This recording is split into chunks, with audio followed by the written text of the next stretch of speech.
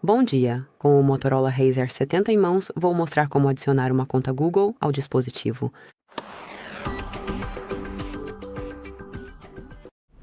Então, primeiro de tudo, vamos abrir as configurações, depois encontrar e selecionar senhas, chaves de acesso e contas. E aqui, clique em Adicionar conta. Escolha Google, já que queremos adicionar uma conta Google.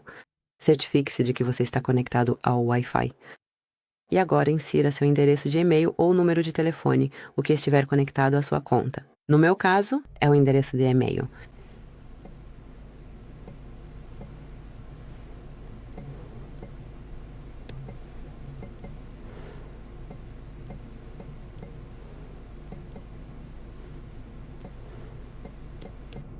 E toque em próximo. Agora é hora de inserir a senha.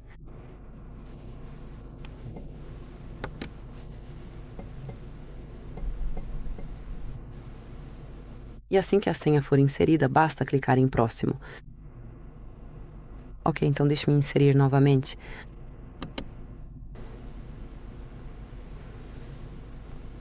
E vamos tentar novamente.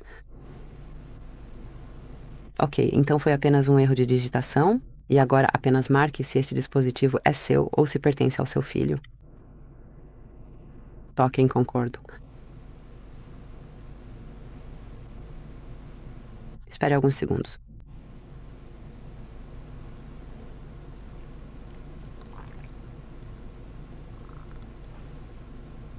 E é isso. Aqui você pode ativar ou desativar o backup, como preferir. Vou pular o backup por enquanto. Obviamente, ele pode ser ativado mais tarde nas configurações, mas é isso. Como você pode ver, sua conta foi adicionada. Sempre que quiser removê-la, você pode fazer isso a partir deste painel. Obrigado por assistir. Por favor, inscreva-se em nosso canal e deixe o seu like.